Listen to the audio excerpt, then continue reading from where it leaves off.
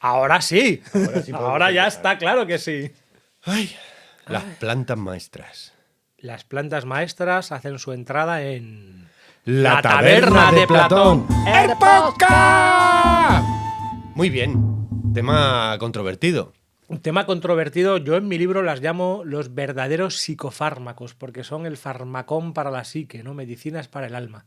Y a mí me parece que debe de ser así. Y voy a empezar, claro, ya que estamos hablando del farmacón y de la farmacopea y de la farmacia o la farmacia, podríamos empezar diciendo que el verdadero psicofármaco y que una medicina para el alma no puede ser algo automático, como tomarte un paracetamol y tumbarte, esperar que haga el efecto y que te cure solo, sino que tiene que ser lo que te confronte contra tus bichos, contra tus monstruos, contra tu mundo interior, lo que te lleve a las catacumbas de tu alma, al laberinto del Minotauro, y desde ahí puedas vencerte a ti mismo. Es decir, tienen que ser sustancias que provoquen una amplificación de la conciencia para que yo pueda entrar en la lucha interior. Por eso son psicofármacos, no como los llamados psicofármacos.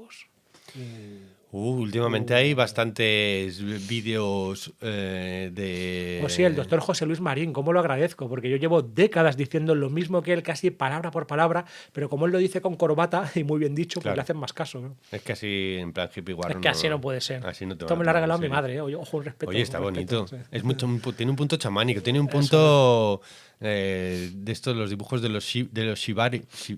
Shipibo, eso, de los shipibo. Sí, lo que dices es así, o sea... ¡Es así! Lo que dices es así. En mi caso personal, más que proceso terapéutico de descubrimiento de oscuridades personales y transformación de mis interiores, digamos, la clave fue en lo que me aportó en las conclusiones que yo saqué a partir de la modificación de la percepción.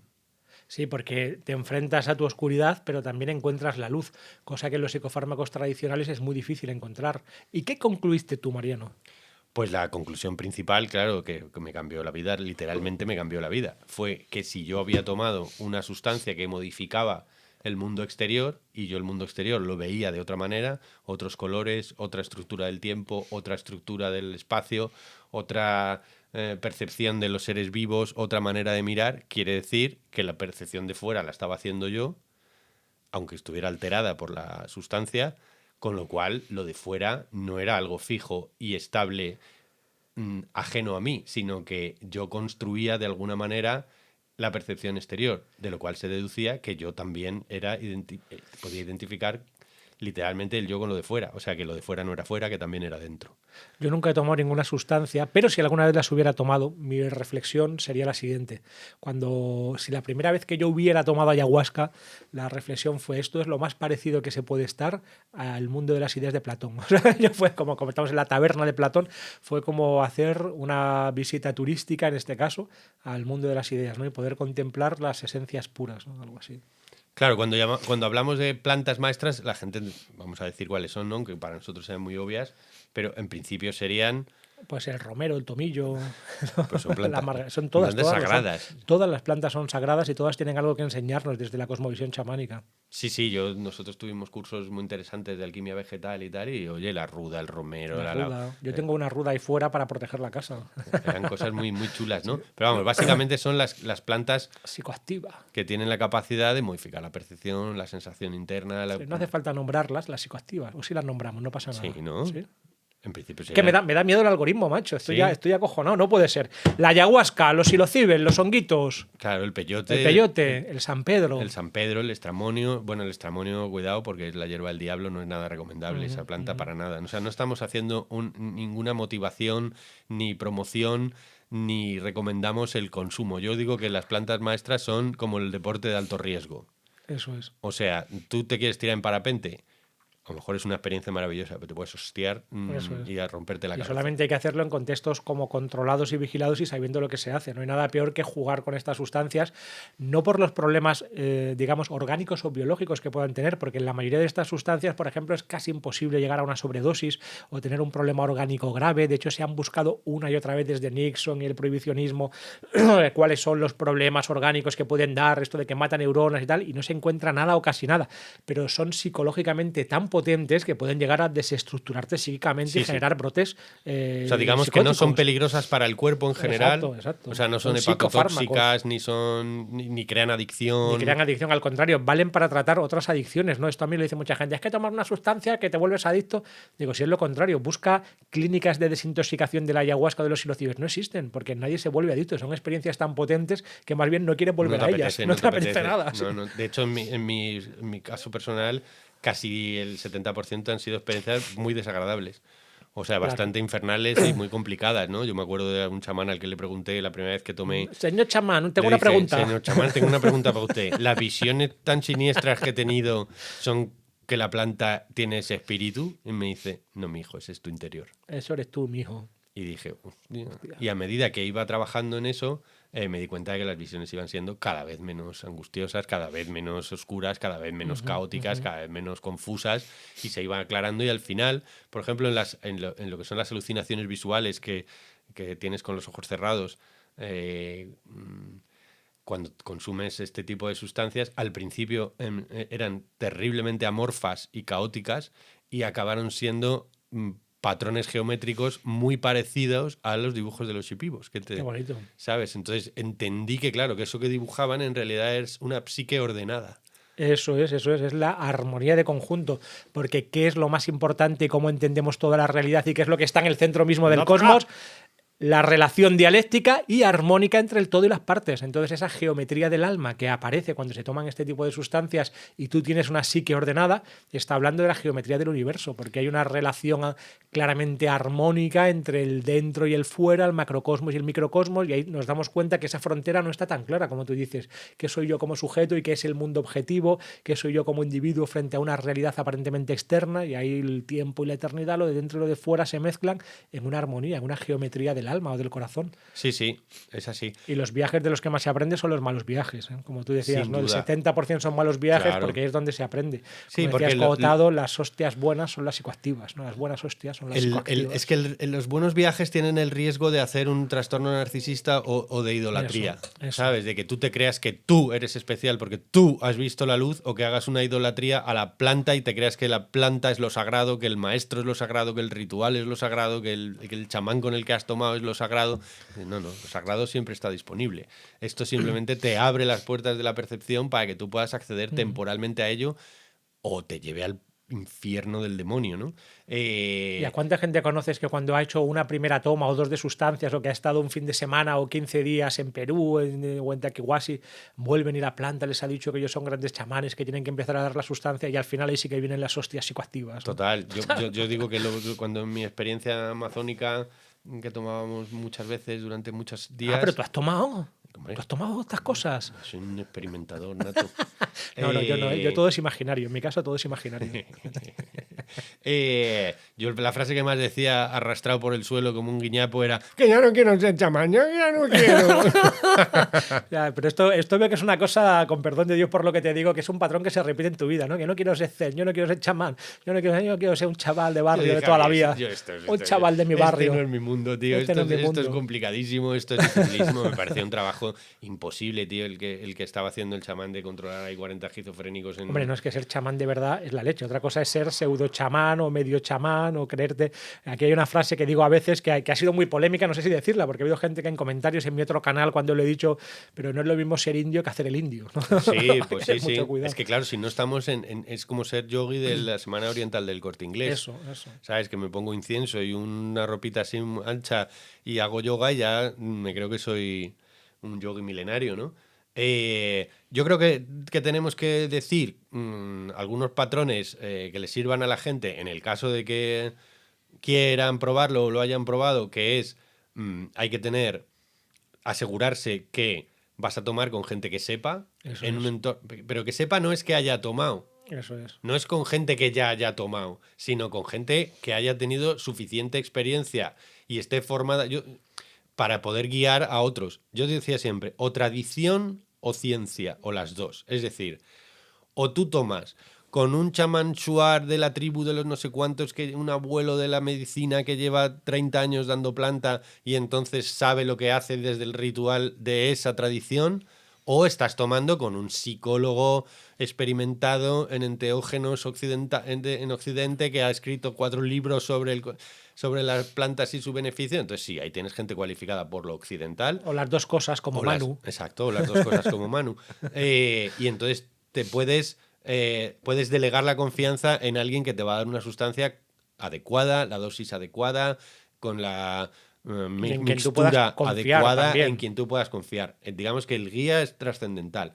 El entorno es trascendental, porque claro, hay mucha gente que va y dice, yo quiero experimentar las plantas maestras, y se va a Ámsterdam, se come unas setas. Yo me acuerdo en Ámsterdam. Y se van a un garito. Claro que yo iba paseando por las calles de Ámsterdam y de repente oía gritos. ¡Ah! ¡Ah! Y digo, alguien lo está. Y voy, me acerco y había un chavalito de 20 años entre 2 coches gritando con las manos en la cabeza, desesperado, cada vez que pasaba un camión o un coche o un tal. Y estaba teniendo un pedo malísimo, estaba en un delirio de narices. Y yo digo, ¿pero cómo se toma esto él solito en una carretera, sin controlar la dosis, sin estar guiado? Porque es maestro cualificado o guía cualificado, por tradición o por ciencia. Entorno adecuado, controlado, amoroso, hermoso. Y saber un poco a dónde vas, haber leído, estudiado o investigado un poco, haberte entrevistado bien con la persona, saber qué tipo de cosas puedes experimentar y especialmente los grandes miedos que te pueden dar, que son los que provocan el mal viaje, que es miedo a haberme quedado así, como que ya me he vuelto loco, miedo a haber perdido mi ego para siempre y miedo a la muerte. Exacto, esos 3, literalmente. O una paranoia. O una paranoia. ¿Sabes? De esta planta me está matando o me estoy envenenando. O alguien me quiere matar o alguien del grupo. O este chamán en realidad nos quiere. Este chamán en realidad es un demonio, ¿no? Este tipo de paranoias, pero que siempre es como miedo a la locura o miedo a la muerte, en el fondo, a la desestructuración del ego. Pero en el casi 100% de los casos, diría, para bien o para mal, tu ego de siempre está ahí esperándote al final del viaje, te aguantas. Sí, vuelve. Al final el tío de la barba siempre vuelve. Al final se vuelve. Pues eso, sería guía, entorno y compañía. Eso es. Porque la compañía también es muy importante. Pues si tú te vas de una casa rural con unos amigos de tu prima Pili que no conoces de nada, que es gente que no es de tu dinámica, con la que no tienes buena química y que alguno está teniendo un viaje agresivo o está teniendo un viaje terrible y tal, y no hay una ritualización y un entorno ritual, que sería la cuarta cosa, ¿no? Eso. Que es que esté metido dentro de una ceremonia que ya tiene una estructura. ¿Sabes? Que entonces aquí se toca el tambor, aquí se canta, aquí se tumba uno, aquí se apaga la luz, aquí se enciende. Que lo pueda cerrar, que sepas cuándo está acabando y en qué momento y en qué fase del proceso estás, porque si no es muy fácil sentirte perdido, como en una especie de caos amorfo en el que no sabes muy bien qué está pasando, qué toca, si sí o si no, desconcertado, ¿no? Y no solo eso, sino que después de la experiencia puedas tener una fase de integración de la experiencia con alguien que te guíe para que no llegues a ideas locas, a ideas vanas, a ideas absurdas o a ideas narcisistas o ideas equivocadas con respecto a lo que has experimentado, porque una cosa es lo que has experimentado y otra cosa es lo que tú crees que has experimentado o tú concluyes con respecto a lo que has experimentado. Eso. Entonces, si tienes garantías de que la planta es la correcta, tienes un guía bueno, en un entorno adecuado, con un proceso ritual ensayado y tradicional y con una buena compañía, lo normal es que tengas una buena experiencia, excepto si, por ejemplo, nosotros que hicimos hace muchos años, cuando yo era aguerrido y arriesgado, hicimos un curso que duraba 9 meses, que se llamaba El Sendero de las Plantas Maestras. Entonces, durante 9 meses trajimos a los mayores expertos del mundo en ese momento a dar teoría sobre, pues eran etnobotánicos, psiquiatras, neurólogos, todo tipo, ¿no? Chamanes, y era solo malabaristas. Teoría. Era solo teoría, ¿sabes? Y luego se hacía un viaje, claro, pero en España no es legal, se hacía un viaje a un país donde estos rituales son patrimonio de la humanidad. Cuando hablamos de tomar, siempre en países donde sea legales, en España no se puede tomar. Y allí estaba protegido por el Ministerio de Cultura, y entonces allí sí que y nosotros llevábamos un psicólogo en el grupo que se encargaba de mantener el equilibrio y el proceso como debía de ser, un chamán residente, digamos, o sea, un experto de la zona que nos llevaba Wow. a conocer las diferentes tribus en las diferentes tradiciones. Y un cura, espero. No llevábamos ¿No cura. llevabais cura? No. Ibais cojos. No llevábamos cura. Iba coja la Pero cosa. eso me pareció como que garantizaba. Y aún así, al principio, se hacían test psicológicos para filtrar gente que pueda tener un riesgo excesivo a la hora de tomar esto, porque claro, estas plantas te van a desestructurar Claro. para luego reorganizar el funcionamiento de la mente, de la percepción y de la identidad. Entonces, si tú tienes antecedentes psicóticos de que hayas tenido brotes de jovencito o hayas tenido padres con trastornos severos, bipolares, depresiones crónicas, eso no quiere decir que todo el mundo que haya tenido eso no puede tomar, sino que el riesgo es mucho mayor de que puedas tener un brote psicótico temporal, una mala interpretación o unas experiencias que te dejen traumatizado. Porque hay gente, por ejemplo, que no es que se quede psicótico después de la experiencia o haga una mala conclusión, sino que se queda emocionalmente traumatizado por lo experimentado. O todavía muy abierto, entonces luego según lo que hagas después de la experiencia también es importante, no sé si hacerte una pregunta un poco difícil, un poco indiscreta. ¿A cuánta gente aproximadamente dirías que tú conoces o has conocido en persona que haya tomado alguna vez algún tipo de planta maestra? Decenas. Decenas y decenas. ¿Y cuántas de ellas han tenido un problema de este tipo, que se hayan quedado ahí o que les haya desencadenado un brote psicótico? ¿Alguna? Directamente que yo conozca, sí conozco dos Sí, ¿no? casos que tuvieron Yo crisis. solo conozco un caso. Una tuvo una crisis que le duró meses, que tuvo que tomar No, antipsicóticos. pues eso, no hay que jugar con estas cosas. No hay que jugar con estas cosas, ¿no? Son cosas muy serias, deporte de alto riesgo. Eso. Y no la conocía directamente, pero otra persona sí que se suicidó. ¿Ah, sí? Sí. Caray. Entonces, claro, yo creo que es una cosa de una extrema utilidad y de un extremo peligro. Por eso es súper importante lo que estoy diciendo, e insisto otra vez en garantía de sustancia, garantía de guía, garantía de entorno, garantía ritual, el grupo, el propósito con el que lo haces y la integración posterior. Y si todo eso se da, cabe la posibilidad de que puedas tener una experiencia reveladora o que te permita evolucionar o que sea muy interesante para ti, pero también cabe la posibilidad de que no, de que vivas en un infierno. Entonces, porque no hay garantías. No hay garantías. Hay una relación directamente proporcional entre la gente que quiere controlar demasiado, o sea, la neurosis de control, y la gente que tiene miedo a las sustancias. Ajá, exacto. Claro, porque la gente que tiene control, como dicen los chamanes, no intentes controlar la planta. No hay que dejarse llevar. De hecho, la clave es dejarte violar por las sustancias si hace falta. Como quieras controlarlo, te garantizas el mal viaje, miedo a la locura o miedo a la muerte. O sea, el mal viaje tiene una relación directamente proporcional con el intento de control del viaje.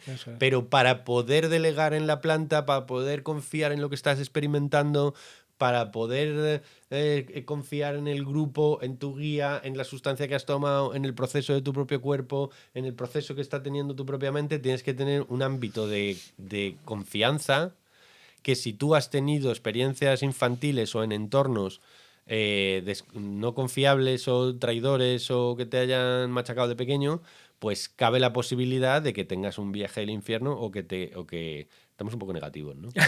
Sí. Bueno, hay que ir con cuidado, es que esto lo pueden escuchar miles de personas, ¿no? Entonces tenemos que ver qué lo escucha y qué decimos también, claro. Hay que ir con cierto cuidado y también hay que ver los peligros y aspectos negativos de este tipo de sustancias o de ceremonias, ¿no? Claro, lo que sí que está claro es que se han utilizado en casi todas las culturas o en todas las culturas en todos los sitios del mundo. Está casi en el origen civilizatorio de las culturas, ¿no? Hay un libro que es ¿cómo se llama? Los oscuros, hongos o el origen de la cultura. ¿De ¿no? McKenna o de quién? No, creo que es de un español, no me acuerdo, a que me perdone, porque es de los primeros libros que leí sobre esto. Ajá. Y el hongo o la génesis de la cultura. Ajá. Y él habla de que en realidad el Homo sapiens se desarrolló como Homo sapiens a través del consumo porque de las creo que sustancias. originalmente esa es una idea de, no sé si de Gordon Wasson y de McKenna, sobre todo, de Terence McKenna, ¿no? O sea, sé que era un autor español, pero no me acuerdo si era Cericla o alguno de los grandes, era seguro. Entonces, claro, si tú investigas un poco sobre esto, no solamente es una cuestión de, con perdón, 4 indios de la selva, ¿sabes? Sino Claro. que desde en la época griega estaban los Eleusis. oráculos de Eleusis y tal. Siempre es que se ha utilizado en casi todas las culturas. Y de hecho, el despertar, digamos, de los años 60, de cuando salimos del mundo de los 50 tan estabilizado, tan organizado, tan conservador, tan represivo en el fondo, y salió a los años de los 60 los hijos de las flores, y los trippies, el LSD Eso. y el mundo hippie, pues eso fue una apertura eh, que se dio gracias a las sustancias enteógenas o provocada por las sustancias enteógenas y que acabó en el consumo terrible de sustancias sustitutivas de las que estaban prohibiendo, como Eso. por ejemplo la cocaína. Eso. Y la cocaína no es una planta maestra, la cocaína es el diablo. O sea, la cocaína es el demonio. No, es muy interesante que para mí las peores sustancias y las que más destruyen a nivel neuronal claramente comprobado son las que más se utilizan en Occidente, que Exacto. serían el alcohol y la cocaína, ¿no? Exacto, exacto. Cada cultura es, como dice Escotado, como la droga legal o como la droga más habitual en esa cultura, ¿no? Entonces Occidente sería como el alcohol, ¿no? Agresivo y depresivo. Claro, porque si tú tomas psilocibina, si tú tomas setas, lo normal es que acabes teniendo, o lo habitual, es que acabes teniendo una gran conexión con la naturaleza, que experimentes, digamos, la belleza del mundo, un alto sentido estético. Pero si tú tomas cocaína, lo que te lleva es a la ambición, el poder, Eso, el ego. el consumo, la inversión, por ejemplo, el lobo de Wall Street. Eso. El lobo de Wall Street hay muchos chavales que lo tienen como modelo de comportamiento. Eso, pues tremendo. Tremendo. Es un antimodelo, Que precisamente. es un ¿no? antimodelo total. Y luego, claro, pues votan gente que representa Estás muy esos preocupado valores. tú con el voto, ¿eh? con el voto joven. Sí, un poco sí. Un poco sí. Un poco sí. Porque creo que está yéndose a un extremo complejo, ¿no? Pero bueno, también es interesante no tomar solamente en edad juvenil, quiero decir. Porque un cerebro maduro es mucho más estable, mucho mejor organizado y probablemente lo aproveche más que si se lo come un chavalito de 16 años Claro. que tiene el cerebro en formación y no le va a venir bien. A lo Hay que mejor. tener tierra y raíz. En el sufismo se dice que no empieces el camino espiritual hasta que no estés casado y con trabajo fijo, ¿no? Que tengas una buena tierra para no volarte o desestructurarte demasiado. O como decía Castaneda, no te vayas a experimentar el nahual hasta que no tengas un gran tonal. Eso Que es. estés estructurado y estés formado y estés bien y estés estable, ¿no? Entonces, claro, es un poco a lo mejor confuso las ideas que estamos diciendo de muy bueno, pero yo que tú no lo Es tomaría. muy bueno, pero es muy malo. Es muy bueno, malo, pero es muy bueno. Eso, es muy bueno, pero es muy malo. A mí me gusta decir, yo que tú no lo tomaría, pero te lo recomiendo. O yo te lo recomiendo, pero yo que tú no lo haría. Sí. ¿Sabes? Y tienes que estar muy, muy seguro, no tanto de ir sin miedo, porque necesariamente vas a ir con miedo. Y cuando lo has experimentado, vas a ir con más miedo todavía. Claro. Pero sí que tengas la sensación intuitiva de que es tu camino, porque no es un camino para todo el mundo. Bueno, y en cierta manera es un camino y no lo es, ¿no? Porque en ocasiones puede generar, como decíamos antes, lo que dice Mardía es que este tipo de sustancias generan un orgullo espiritual. Entonces puedes ser un idiota o puedes ser un pringao y de repente creerte un gran maestro o un gran santo. Había un maestro sufí que nos dijo una vez una cosa con lo que yo no estoy del todo de acuerdo, pero te lo voy a decir aquí a ver qué opinas. Y él decía que estas sustancias eran un camino paralelo al verdadero camino espiritual. Entonces, según lo ibas recorriendo, pues podías, cuando lo tomabas como camino, ¿no? Otra cosa es tomarlo como medicina o tomarlo de vez en cuando en la vida o de una manera ritual o social porque está integrado dentro de tu cultura, pero tomarlo como, bueno, mi camino espiritual es tomar ayahuasca una vez al mes, ¿no? Entonces estoy durante 2 años tomando ayahuasca una vez al mes. Eso es un camino paralelo al camino espiritual porque te das cuenta luego cuando llegas al final que o sigues tomando sustancia o no has ido a ninguna parte. Y entonces vas viendo, ¿no? Ver los fuegos artificiales y ver ciertas cosas que realmente están en el camino y aspectos de ti, pero no hay un trabajo de crecimiento personal solo con la sustancia. No es un verdadero camino espiritual. A mí personalmente me sirvió, pero yo lo llamo mirar la valla, mirar por Eso. encima de la valla por un momento. Eso. O sea, a ti te enseñan... El Fito, hijo. Que pegas unas escandaleras. Miras por encima de la valla por un momento y te bajas. Y en la bajada te puedes caer de la valla a la que te has subido, ¿no? Entonces, no puedo estar dependiendo continuamente de subir a la valla a través de la planta porque no me sirve de nada. Si yo no hago el camino, o sea, yo puedo llegar a experimentar momentáneamente la disolución del yo, o un estado de amor universal, o un orden interno de decir todo está armónicamente organizado, experimentar el logos, o toda esa experiencia al revés. Yo no existo, estoy completamente fragmentado, Eso. no me organizo por dentro. Porque son las dos cosas a la vez. Dios es absolutamente indiferente, estamos arrojados a un mundo sin sentido. Yo todas estas que te cuento las he experimentado. Sí, yo también, sí. Claro, en un ámbito o en otro, en un viaje bueno o en un viaje malo. Y además sin patrón. Es decir, he hecho esto y entonces sé que haciendo esto me va a ir bien, o he hecho esto y sé que haciendo esto me va a ir mal. Claro, es que no hay nada peor que creer que ya has entendido, que has controlado al fin a la sustancia, que dicen, ya lo he pillado, si lo hago de esta manera, tal, entonces siempre va bien, o empezar a jugar con las pequeñas dosis, decir, bueno, como lo tuve un viaje muy malo, voy a tomar, pero solo un poco a ver, y entonces te quedas a medias, con el culo medio fuera del asiento, ni aquí ni allá, y entonces son los peores viajes, ¿no? Sí, porque dices, pues ya he aprendido que hay que hacer esto, y precisamente cuando haces eso, la planta te da un zurriagazo, un bofetón, una mano abierta y te lleva a otro lado completamente distinto. ¿Y tú has tenido esta sensación también de que te pone deberes y de que si no haces los deberes te va a dar una buena leche, ¿no? Como decir que pues en una toma se descubre, digo yo, que yo no lo he probado nunca, pero que en una toma se puede descubrir que, yo qué sé, pues que tengo que reconciliarme con mi padre, o que tengo que trabajar ciertos aspectos de mi vocación o de mi integración, o que tengo que dejar una adicción, y si no lo haces en la siguiente, ahí, ¿no? Es cuando viene la buena hostia, ¿no? En la siguiente puede que te vuelva a aparecer lo no procesado. Eso. O directamente no te vuelve a aparecer y se te queda ahí como un must para el resto de tus días, ¿sabes? Porque además no lo sabes resolver. O sea, o haces un proceso terapéutico con alguien que entienda lo que le estás contando, porque claro, hay muchos profesionales de la psiquiatría o de la psicología que no lo han experimentado. Entonces no saben de qué les estás hablando. Y esto es un... Yo cuando estaba en el Amazonas decía, pero... que es acojonante. Yo creo que tendría que ser asignatura obligatoria en psicología y psiquiatría. Pero bueno, esto no lo voy a decir aquí, no lo voy a decir. Pero todavía a lo mejor los psicólogos no. Pero los psiquiatras tendrían que saber lo que es la locura. Hombre, y los psicólogos con más motivo, ¿no? El psicólogo es el que trata la locura, el psiquiatra es un médico, no trata la locura, trata un organismo. Pero los psiquiatras suelen tratar trastornos más severos que se parecen más a los problemas... El foito, hijo, estate un poco quieto, anda. A los problemas que puede... O sea...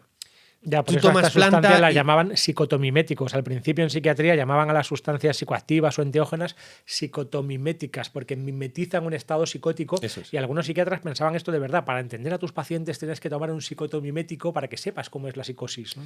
Yo estoy de acuerdo, porque yo tenía la ventaja de haber leído mucho. Al ser un niño, una rata de biblioteca, y entonces yo era capaz de diferenciar, o sea, de ponerle diagnóstico a la experiencia que estaba teniendo. Entonces, si yo veía que... pues me acuerdo una vez que era de estar en la selva con los chamanes de una tribu perdida por ahí, y entonces yo pensaba, este era el delirio era esto, como me estaba sintiendo fatal, estos se están vengando por la conquista de los españoles, volviéndonos locos a los blancos. Y de repente todo cuadraba. Como cuadran las paranoias cuadran que flipas. Cuadran que flipas. Es como las teorías conspiratorias, que coges que son verdad y haces una paja mental, ¿no? Y entonces yo dije, esto es una paranoia de libro. O sea, esto que estoy teniendo es una paranoia. Pero es que luego podía estar viendo cómo sufría un mal viaje una compañera del ritual, y yo de repente sufría una disociación, ¿sabes?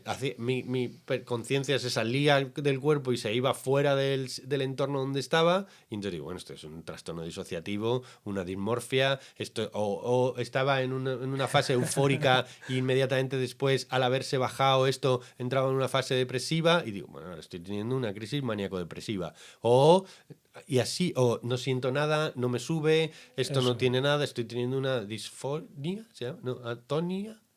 No siento nada, ¿sabes? Esta sensación de frustración porque no se desarrolla el estado emocional, ¿no?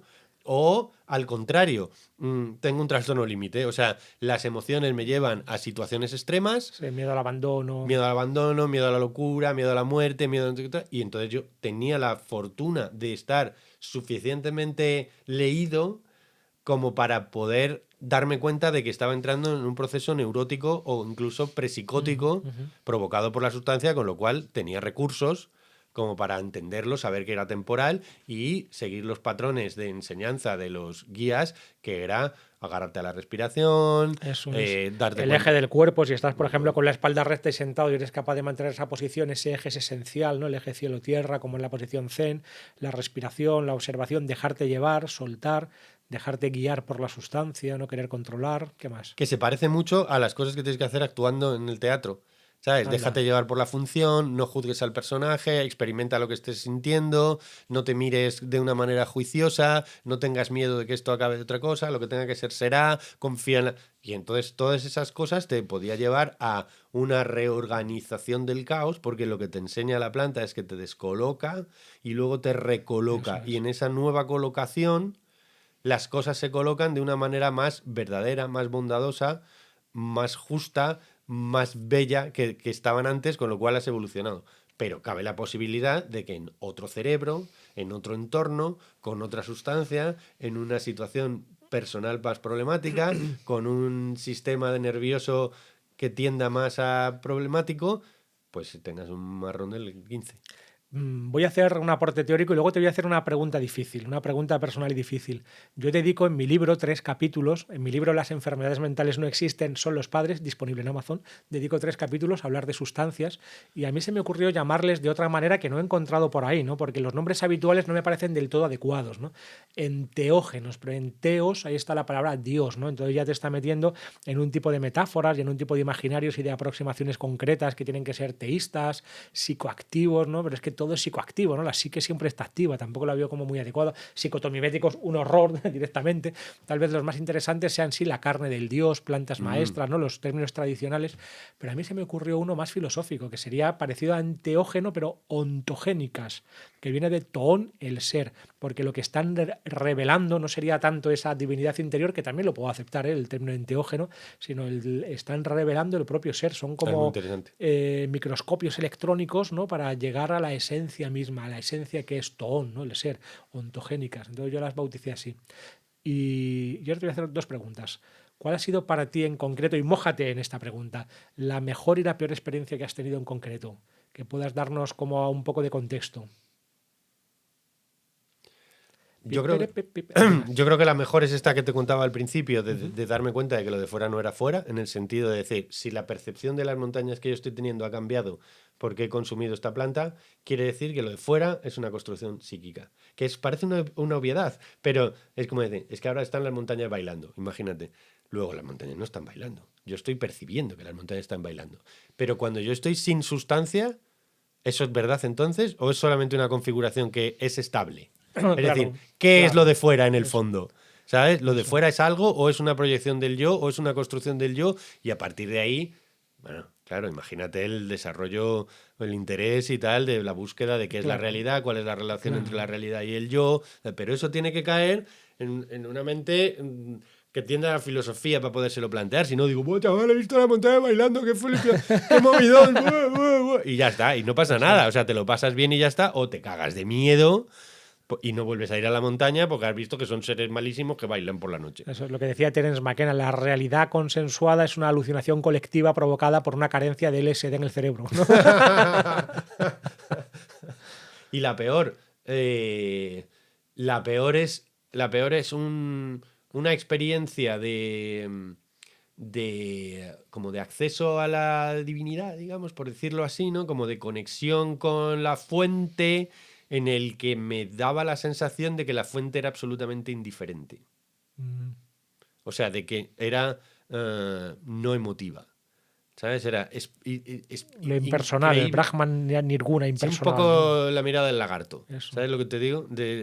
Y entonces ahí lo pasé mal durante mucho tiempo hasta que la planta me llevó a decir, cabe la posibilidad de que el fondo sea potencialmente indiferente, pero quien percibe el fondo no lo está siendo. O sea, tú estás teniendo, tú estás sintiendo que no debería ser indiferente, con lo cual no es indiferente porque el perceptor Wow. no tolera la indiferencia, sino que quiere ser afectivo y quiere ser amoroso. Con lo Claro. cual, ¿por qué crees que esa es la sustancia original y no esta que está percibiendo Claro. el potencial. Es Porque como, hay todavía un resto de dualidad entre el que está percibiendo Eso la es. fuente y la fuente, no está todavía integrado. Eso es como si yo estuviera viendo las piezas y hubiera confundido las piezas con la construcción.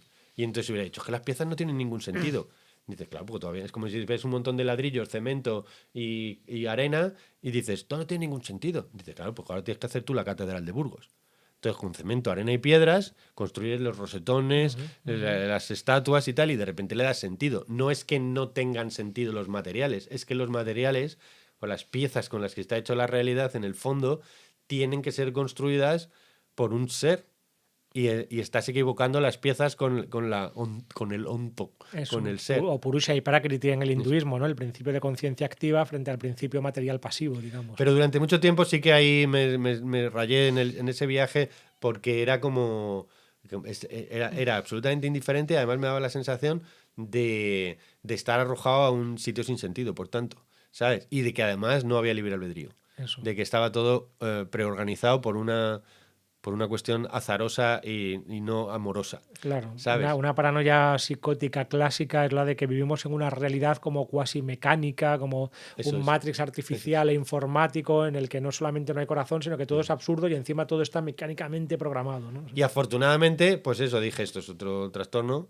Estoy viviendo un trastorno. Porque claro, a ti te parece que es completamente verdad. Es como Claro. tan verdad como tus sueños. Cuando tú los estás soñando, pues crees que son absolutamente verdad. Hasta que te despiertas y dices, pues no era verdad. Pues claro, cuando la planta se te baja, dices, bueno, era un estado inducido que en ese momento experimentó eso. Pero tú, 2 meses después, estás en Ibiza con unos amigos tomándote algo en una playa maravillosa. No es mi caso, ¿no? Pero te has tomado. No sé yo si es tu caso. Te has tomado 2 MDMAs y entonces te crees que el éxtasis del mundo es un amor total y que todo está organizado desde la bondad y la sabiduría y entonces te entregas y dices, oiga, esto no es contradictorio con la experiencia anterior que decías que era un mundo sin maquinal, sin emociones. Eso es. ¿Cuál es la verdad?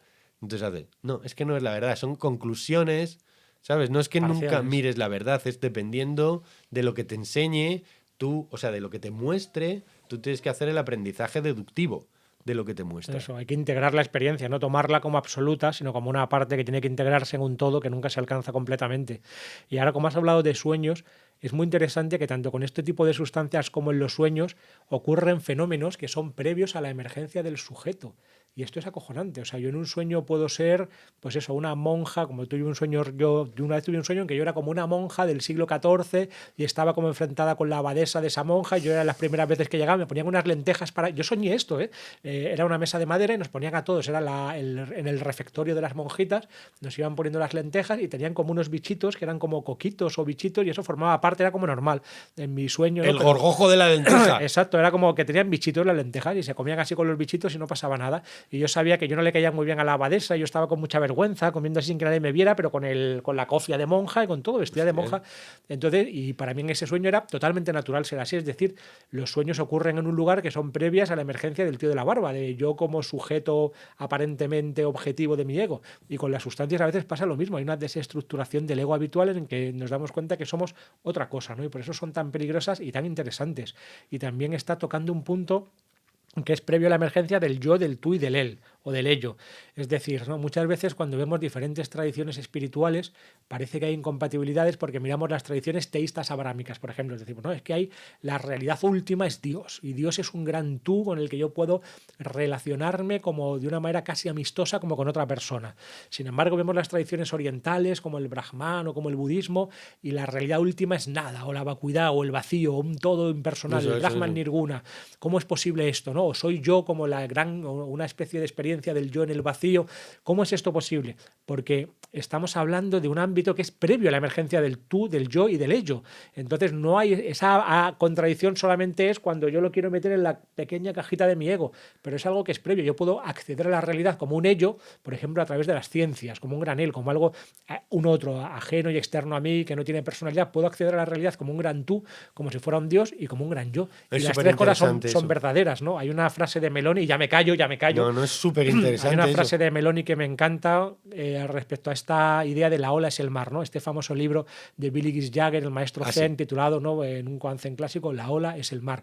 Porque es verdad, nosotros somos también la totalidad, no hay límites, ¿no? Si miramos a ver dónde está el límite de mi conciencia o incluso de mi corporalidad orgánica, si nos ponemos a ver, no hay límite. Yo soy también el sol que necesito para vivir, que me entra a través de las plantas, que como el aire que respiro, entonces la gravedad en la Tierra, que es necesario que haya un sistema solar frente a galaxias. Yo soy el todo. No hay un límite claro dónde acabo yo y empieza lo demás, ni internamente ni externamente siquiera, ¿no? La ola es el mar.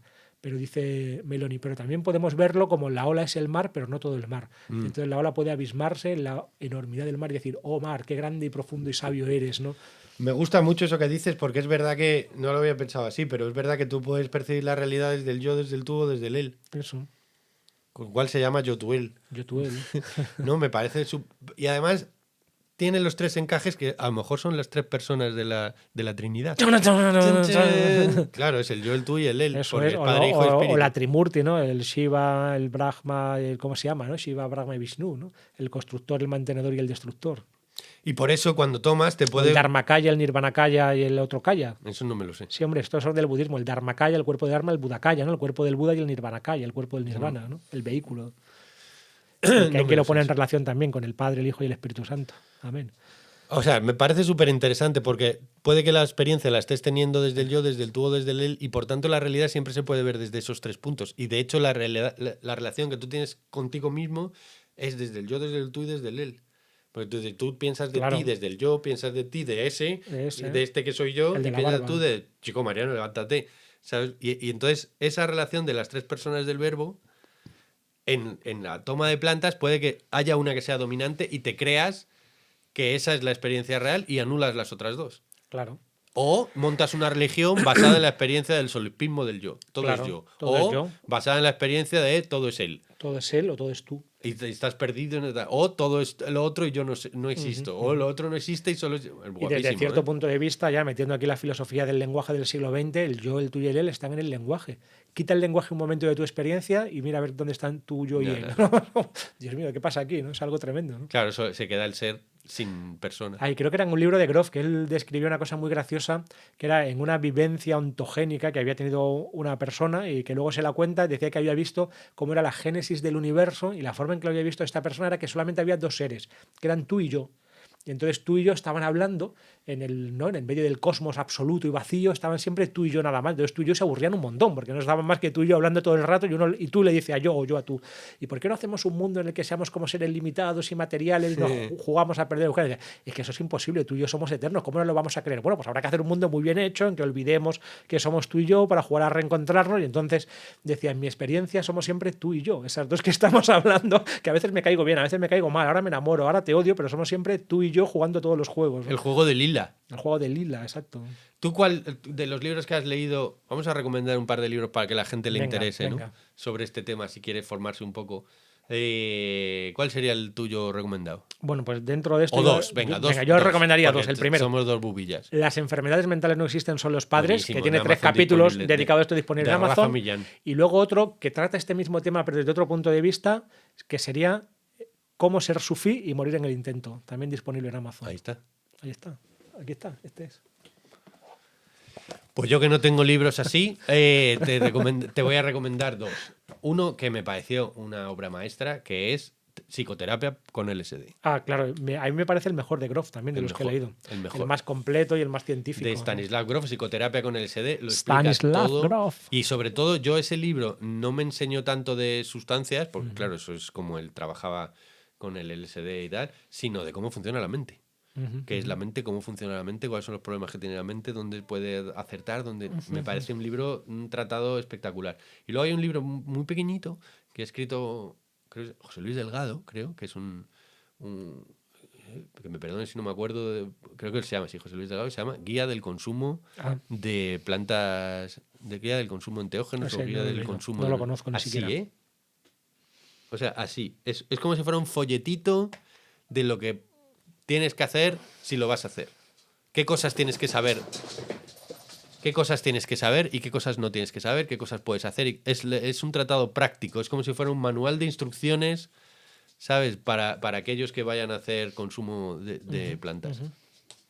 Luego tiene una gran belleza en el punto de vista antropológico de la conexión con lo antiguo, que es una de las cosas que a mí más me ha flipado. Claro. ¿Sabes? O sea, el darte cuenta, el que te puedes experimentar al haber retirado todo lo superfluo del conocimiento de ti mismo, digamos, está un poco pesadito el elfo. Si el elfo está diciéndonos que ya queda Sí, poco. es que ya lleva aquí ya mucho rato. Que es conectarte con el fuego, conectarte con las cuevas, conectarte con la comida, es la recuperación de lo animal, de lo ancestral. Del significado casi, digamos, previo a la cultura. Exactamente. Eso es, el antes de la significado cultura. primario de todas las cosas. Y esa experiencia a mí se me quedó para siempre. Y también experiencias de diferentes culturas. Una cosa que yo habría experimentado, yo es que no he tomado nunca, pero si hubiera tomado, una cosa que habría experimentado sería como, dependiendo, por ejemplo, de la música o del contexto en el que estés, puedes sentirte vivir en otros imaginarios y en otras culturas. Y de repente te ves como un japonés tradicional y entiendes lo que eso significaba, o como un indio de la India tradicional y entiendes qué está pasando ahí, por supuesto, en culturas chamánicas, arcaicas, y es alucinante, ¿no?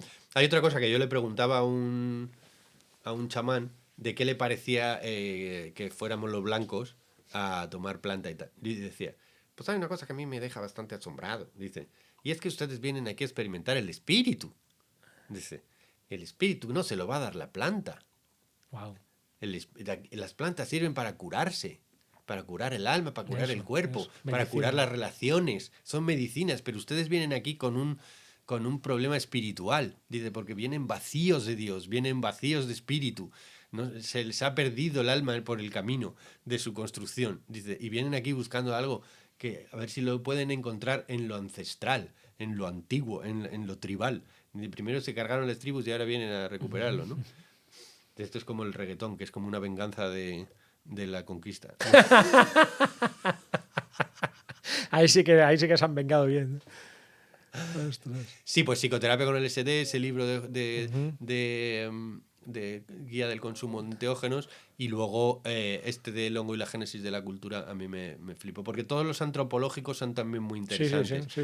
Incluso Claudio Naranjo tiene también bastantes, tiene uno que sacaron, yo creo que, no sé si es póstumo, pero que se llamaba Ayahuasca, que lo escribió con 20 y tantos años, y dices, hostia, con 20 y tantos años ya Claudio era Claudio, ¿eh? Es como Miguel Ángel y la Pietà, que la hizo con 23 años. Y dice, con 23 años estamos ahora haciendo burpees. No estamos haciendo la Pietà, ¿sabes? Y sí, luego la Capilla Sistina con más de 60. Miguel Ángel, ¿no? Sí, es que el otro día me estuve viendo un documental del Renacimiento y dices, joder, van bien, ¿no? Los del Renacimiento van bien, ¿no? ¿Qué pasaría ahí, no?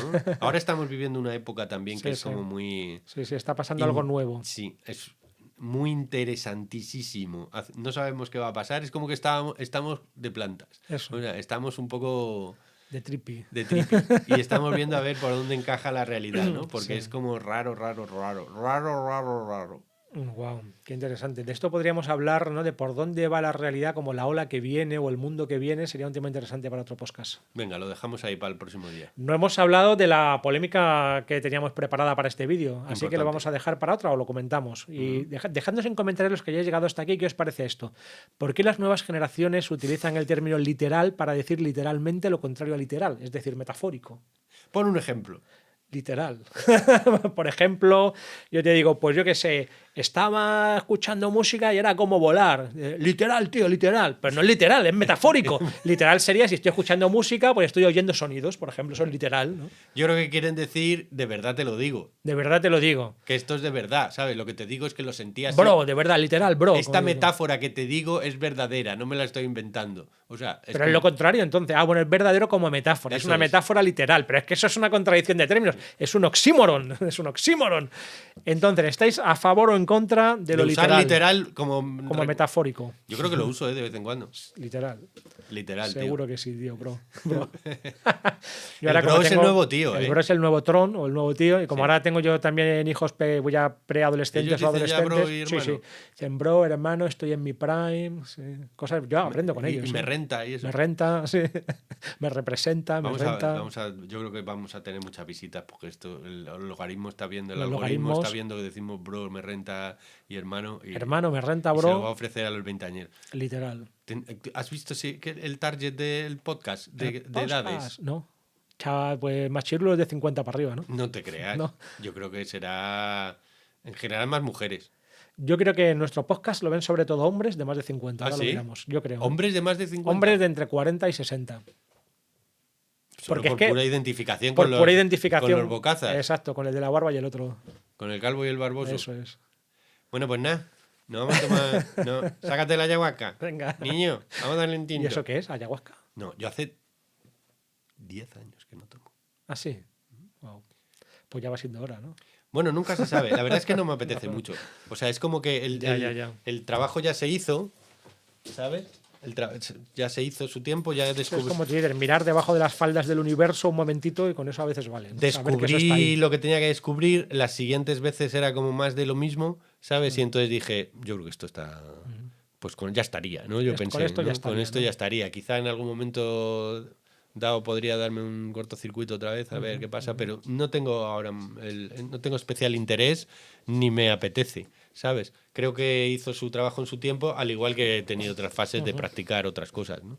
Y Pues tú, nada, como no has bro, tomado nunca, yo nunca he tomado. pues será de tus recuerdos en otra vida, claro. Eso es. Pues nada, bro, estás en tu prime y hay que tener mucho cuidado también con esto porque yo recuerdo, pobre, ¿no? El pobre Luis Sencillo, cuando con 80 años intentaba hablar como un joven, ¿no? Para no estar desfasado y era terrible. Entonces decía como cosas, decía tío, por ejemplo, así, pero lo decía como fuera de contexto, ¿no?